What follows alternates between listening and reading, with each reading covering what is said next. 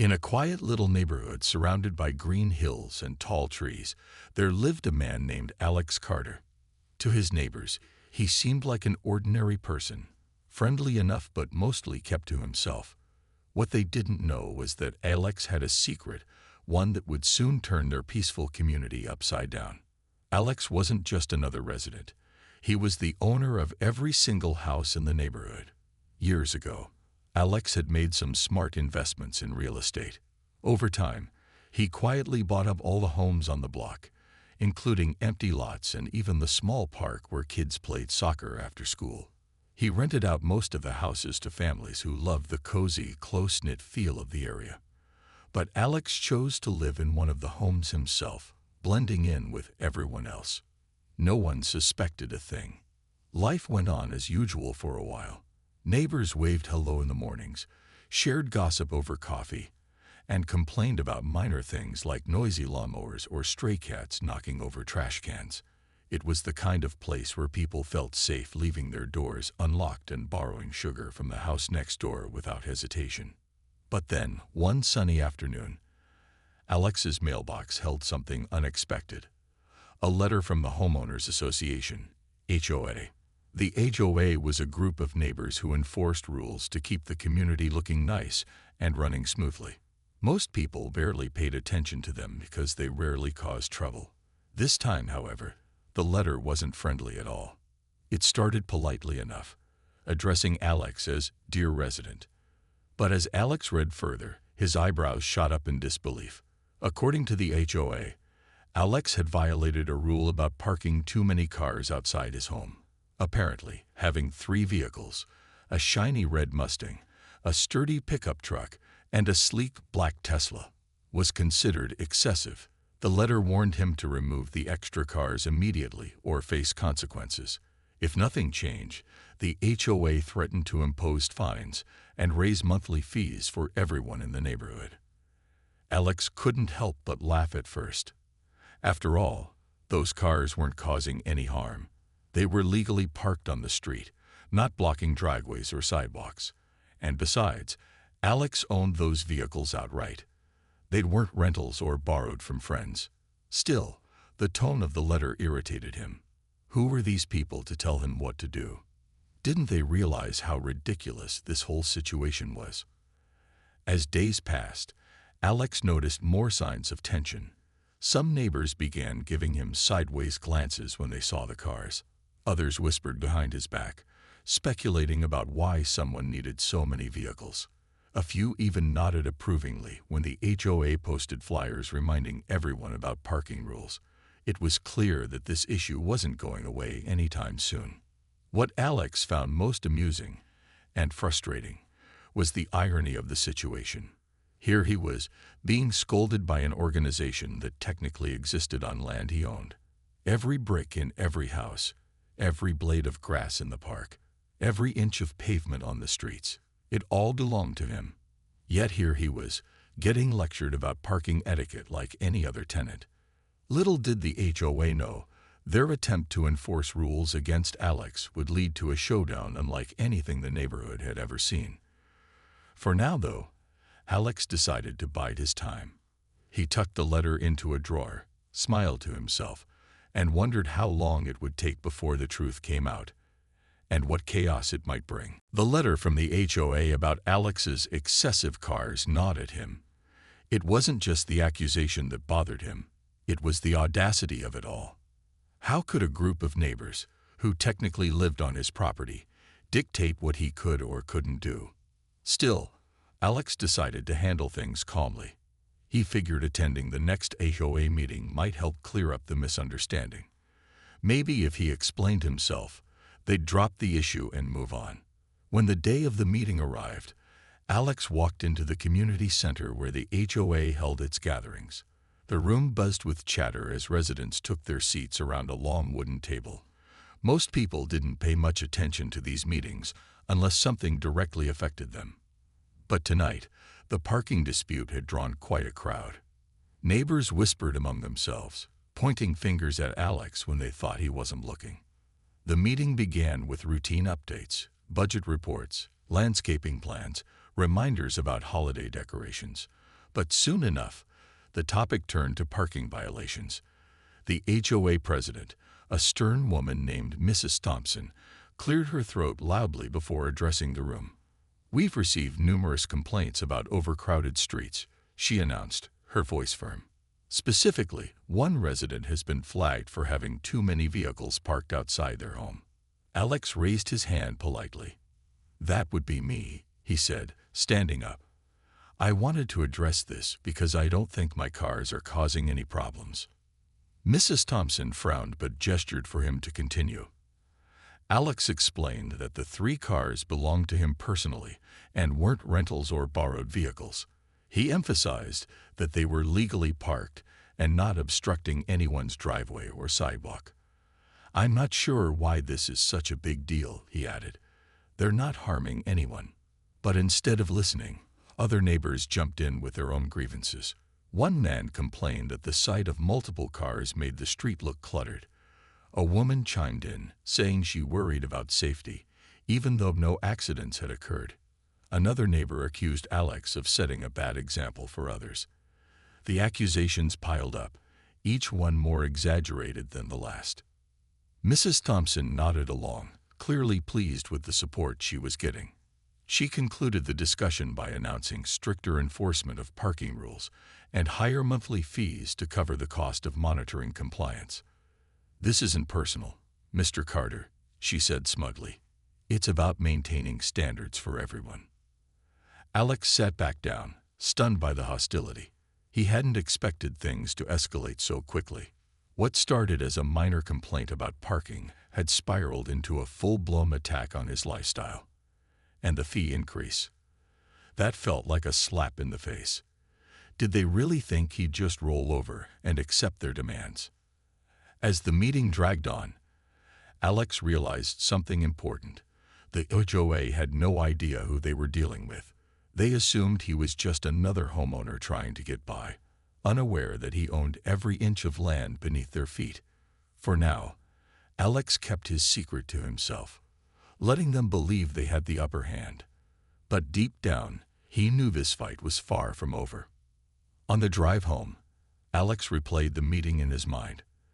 Their arrogance amused him almost as much as it annoyed him.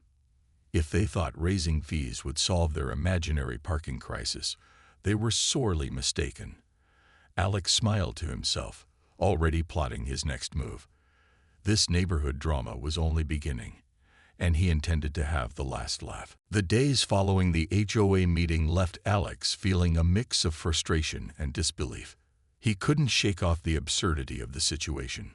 Here he was, being lectured by people who lived on his property, about cars that weren't causing any real harm. The whole thing felt like a bad joke.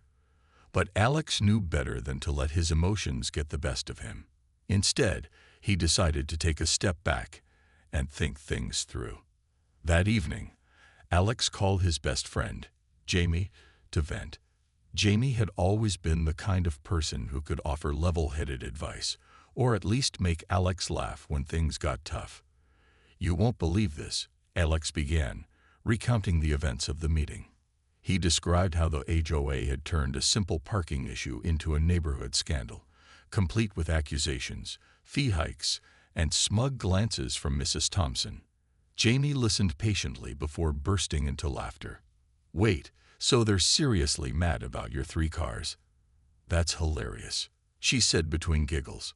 When Alex didn't join in her amusement, Jamie softened her tone. Okay, I get it. This is annoying. But honestly, why don't you just tell them the truth?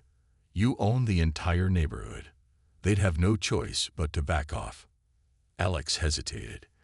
Telling the truth seemed like the easiest solution, but something held him back.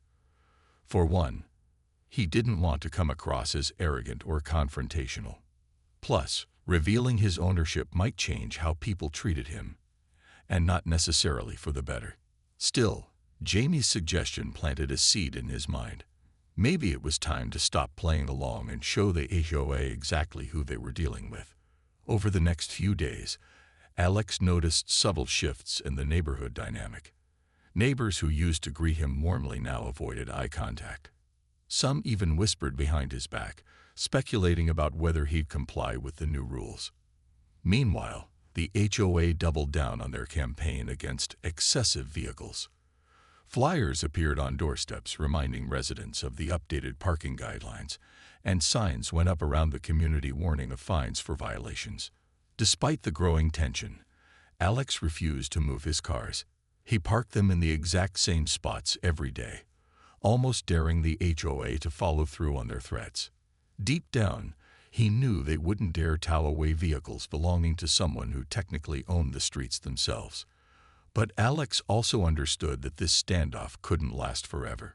Sooner or later, he'd need to address the elephant in the room, or rather, the deed to the neighborhood. One afternoon, while sipping coffee on his porch, Alex spotted Mrs. Thompson walking her dog past his house. She glanced at his cars with obvious disapproval before hurrying away. Watching her retreat, Alex felt a spark of determination. If the HOA wanted a fight, he'd give them one. But on his terms. He picked up his phone and dialed a number he hadn't used in years. His lawyer. "Hey, Mark," Alex said when the call connected. "I need your help with something unusual." Over the next hour, he explained the bizarre situation and asked Mark to prepare documentation proving his ownership of the neighborhood. Deeds, titles, financial records. Everything that would leave no room for doubt. By the end of the call, Alex felt a renewed sense of confidence. The HOA had underestimated him once, but they wouldn't make that mistake again. As the days passed, anticipation built within Alex. He imagined the look on Mrs. Thompson's face when she realized the truth. Would she apologize, try to justify her actions, or dig in her heels even further? Whatever happened, Alex knew one thing for certain. The next HOA meeting was going to be unforgettable. The day of the next HOA meeting finally arrived, and Alex couldn't help but feel a mix of excitement and nerves. He had spent the past week preparing for this moment, gathering all the documents that proved his ownership of the neighborhood. His lawyer, Mark, had done an impeccable job organizing everything: deeds, property titles, tax records, and even architectural blueprints of the entire subdivision. Armed with this evidence, Alex walked into the community center ready to drop a bombshell. As usual, the room buzzed with chatter as neighbors settled into their seats. Mrs. Thompson stood at the front, shuffling papers and looking every bit the part of someone in charge. When she called the meeting to order, Alex sat quietly in the back, waiting for the right moment to speak. The agenda started with mundane topics: budget updates, garden maintenance schedules, but it wasn't long before the conversation turned to parking rules again. Mrs. Thompson wasted no time bringing up Alex's case. "We've given Mr. Carter ample opportunity to comply with our parking guidelines," she said sternly, glancing in his direction. "Unfortunately, he has chosen to ignore them. This is unacceptable, and we must enforce stricter measures to ensure compliance." Alex raised his hand calmly.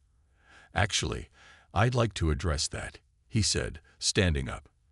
The room fell silent as all eyes turned to him.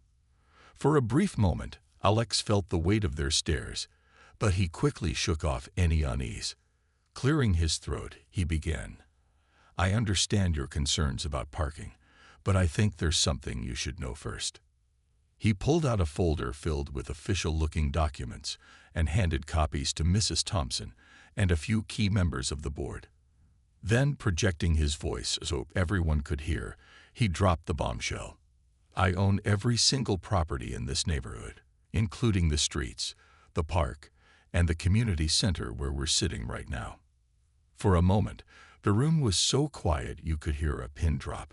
Neighbors exchanged confused glances, unsure if they'd heard him correctly.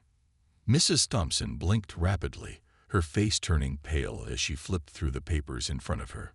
One by one, the pieces clicked into place. The reason Alex never complained about rent increases, why he seemed unfazed by their threats, and how he always seemed to have the final say when major decisions were made. Someone in the crowd muttered, "Is this some kind of joke?"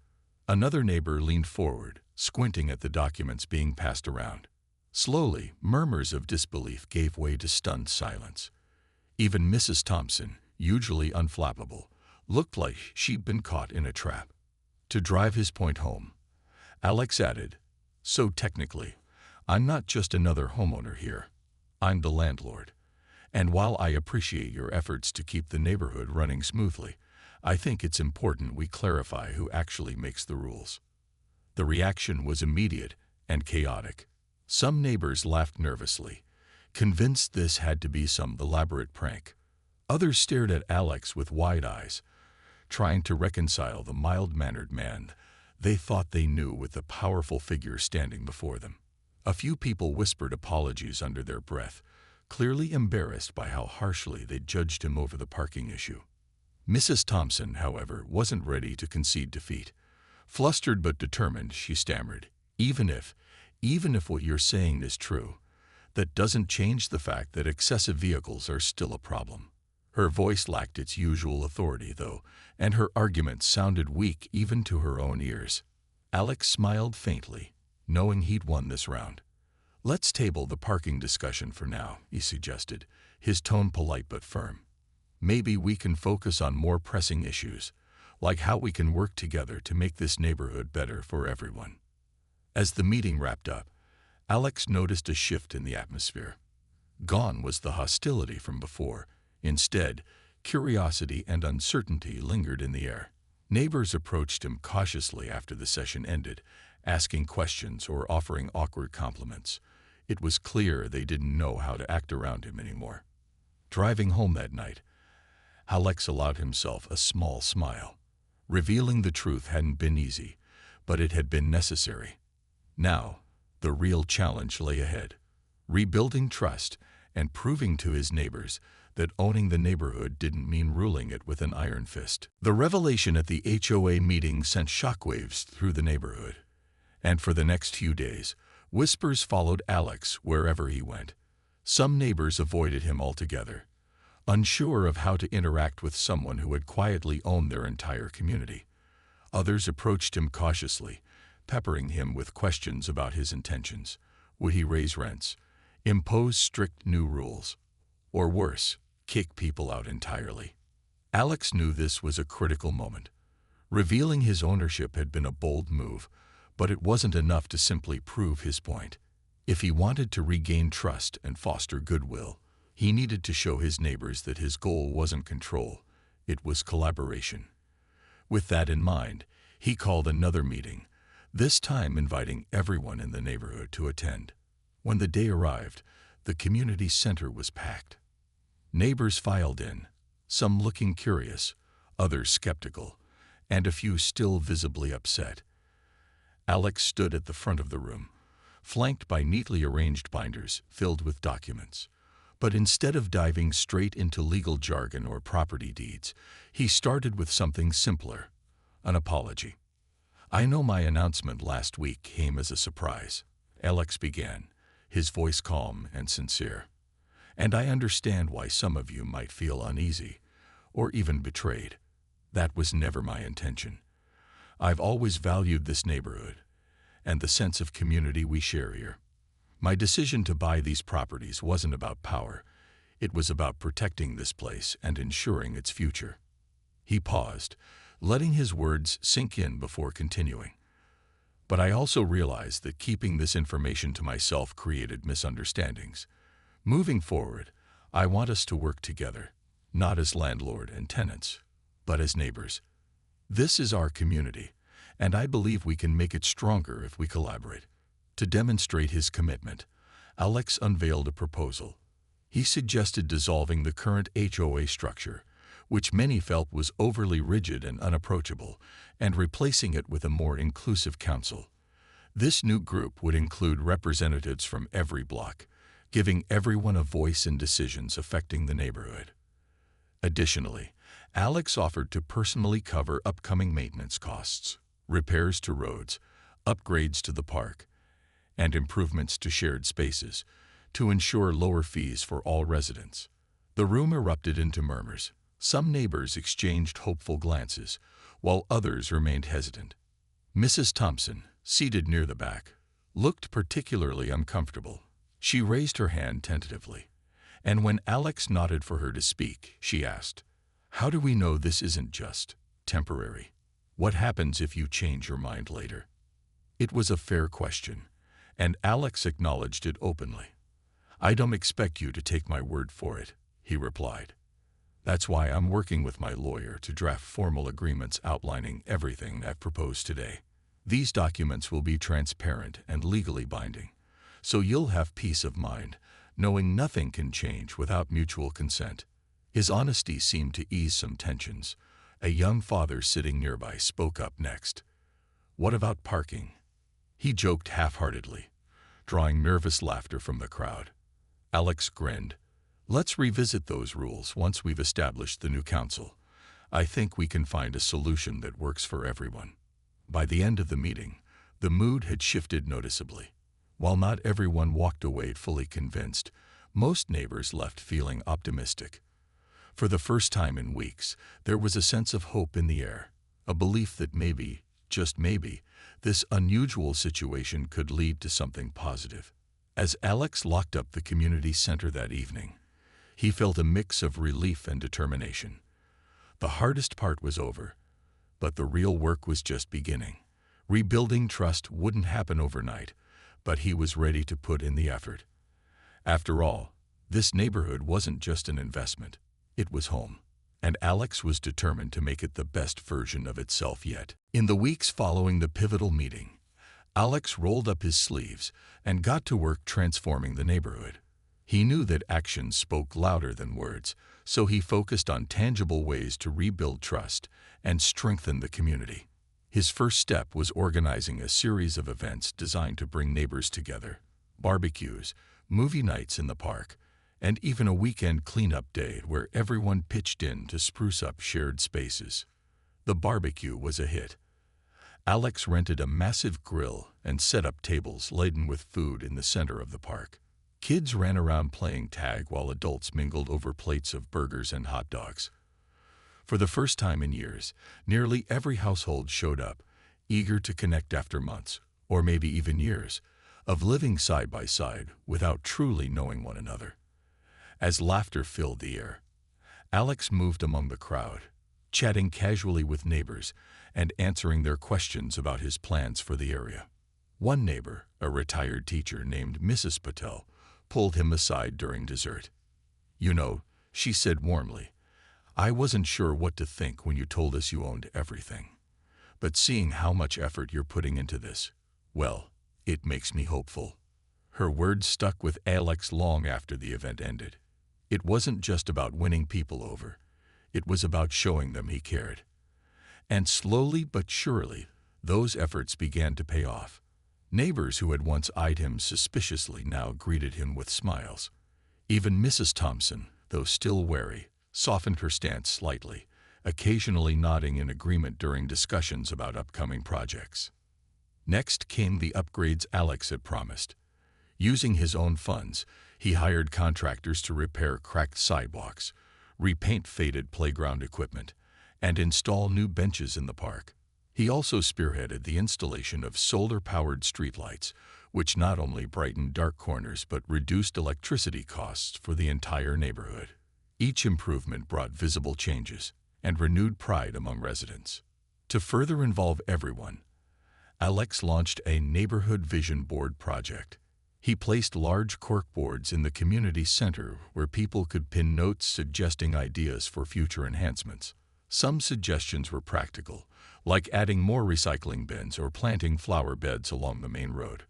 Others were whimsical, such as hosting an annual talent show or building a mini library box near the entrance. No matter how big or small, Alex made sure each idea was considered seriously. As these initiatives gained momentum, Alex noticed something remarkable happening. Neighbors started taking ownership of the space themselves.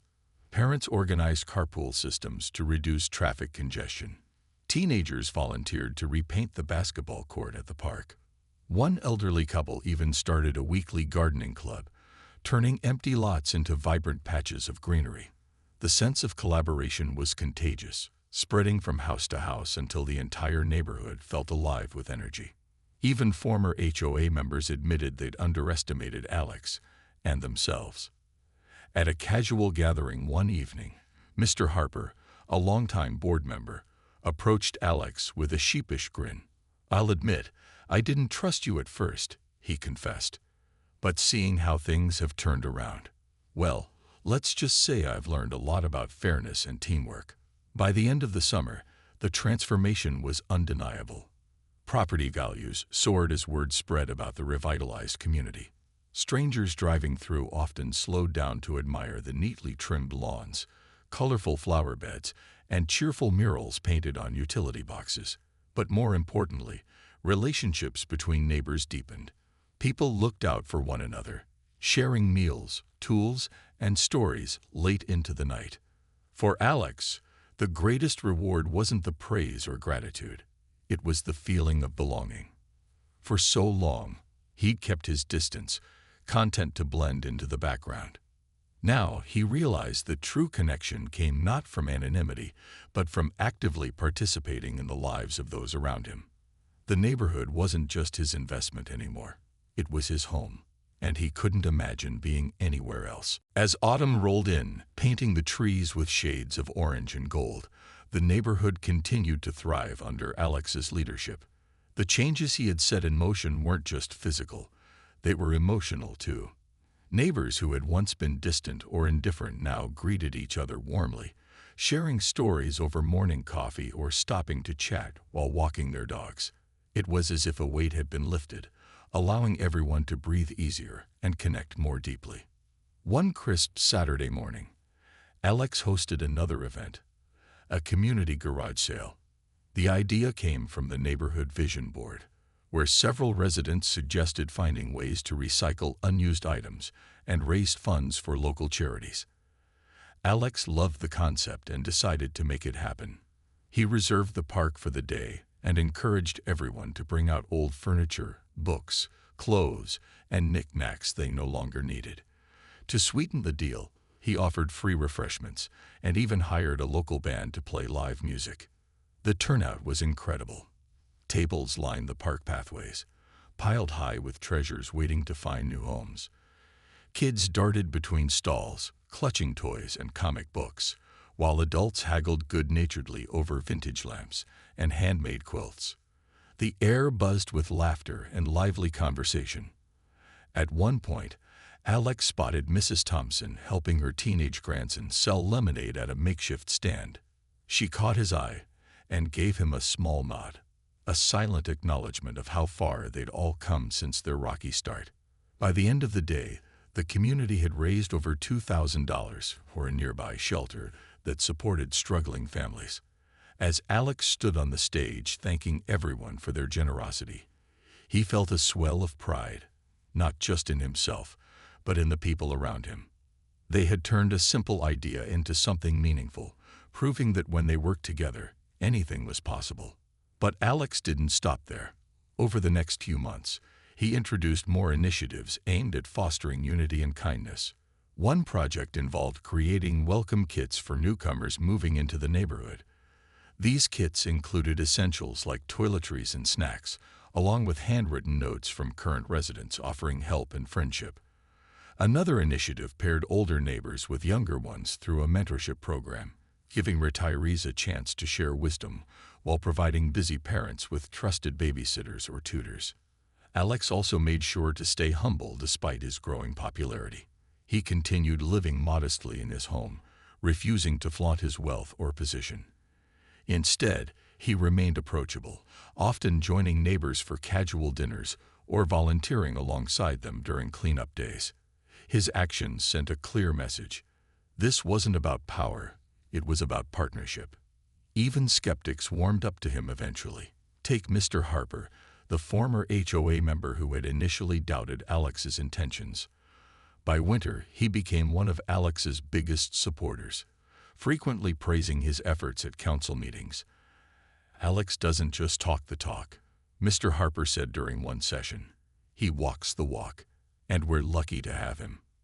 As the year drew to a close, Alex reflected on how much had changed. What started as a dispute over parking had blossomed into a movement that united an entire community. People cared for one another now, looking beyond surface-level differences to focus on what truly mattered: connection, compassion, and cooperation. On New Year's Eve, the neighborhood gathered in the park for a celebration. Strings of fairy lights twinkled above, casting a warm glow over smiling faces. Someone handed Alex a microphone, urging him to say a few words. He hesitated briefly before speaking. "This past year has taught me so much," he began, his voice steady but heartfelt. "It's shown me that no matter how different we are, we can always find common ground if we try. This neighborhood isn't mine. It's ours, and I'm grateful to be part of it." The crowd erupted into applause, cheering loudly as fireworks lit up the night sky. For Alex, it was the perfect ending to a transformative chapter. The journey hadn't been easy, but every challenge had been worth it. Together, they had built something special, a place where everyone belonged, and where kindness reigned supreme. By the time spring returned, the neighborhood had become a shining example of what a community could achieve when people worked together. The once divided residents now functioned like a well-oiled machine, each person contributing in their own way to keep the area vibrant and welcoming. Property values continued to rise, but more importantly, so did the sense of pride and belonging among neighbors. Alex watched it all unfold with quiet satisfaction, knowing that the seeds he planted were blossoming into something extraordinary. One sunny afternoon, as Alex strolled through the park, he overheard snippets of conversations that warmed his heart. A group of kids laughed as they played soccer on the freshly mowed field, while parents cheered them on from the sidelines. Nearby, Mrs. Patel sat on a bench knitting, chatting with a young mother who had recently moved into the neighborhood. Even Mrs. Thompson, who used to rule the HOA with an iron fist, was seen laughing with a few neighbors during a casual picnic. It was clear that the changes went deeper than just physical improvements. They had healed old wounds and forged new bonds. Reflecting on everything that had happened, Alex realized how much he had grown alongside his neighbors. When he first bought the properties, it was purely a business decision, a smart investment meant to secure his financial future. But somewhere along the way, his perspective shifted. He began to see the neighborhood not as assets on a spreadsheet, but as a collection of stories, dreams, and lives intertwined. His role wasn't to control or dictate. It was to nurture and support. The lessons he learned weren't lost on the rest of the community either. Many neighbors admitted they had underestimated the importance of working together. Before Alex revealed his ownership, the HOA's rigid rules often created division rather than unity. People followed guidelines out of obligation, not because they believed in them. Now, decisions were made collaboratively, with input from everyone. This shift fostered trust and accountability, reminding everyone that true leadership came from listening, not commanding. Even small gestures made a big impact. For instance, when a storm knocked down several trees one weekend, neighbors immediately sprang into action. Some brought chainsaws to clear debris, while others prepared meals for volunteers. Within days, the damage was repaired, and the park looked better than ever. It was moments like these that reinforced the power of teamwork and proved that kindness could overcome any obstacle. As summer approached, Alex decided to take a step back from the spotlight. Though he still attended council meetings and contributed ideas, he encouraged others to take the lead. Younger residents, inspired by his example, stepped up to organize events and spearhead projects. One teenager even launched a community garden, teaching kids about sustainability and healthy eating. Watching these leaders emerge filled Alex with hope for the neighborhood's future. On a warm June evening, as the sun dipped below the horizon, Alex stood at the edge of the park watching families gather for another community dinner. Someone handed him a plate piled high with food, and he smiled gratefully before finding a spot on the grass. As he ate, he thought about how far they'd come, from parking disputes and raised fees to barbecues and shared laughter. For Alex, the greatest reward wasn't the success of his real estate venture or the admiration of his neighbors. It was the simple joy of being part of something bigger than himself. The neighborhood had taught him that wealth wasn't measured in dollars or deeds. It was measured in relationships, memories, and the positive impact you left on the world around you. As fireworks lit up the night sky to celebrate the start of summer, Alex leaned back, feeling content. The neighborhood wasn't perfect. It never would be. But it was alive with possibility. And that, he thought, was worth more than anything money could buy.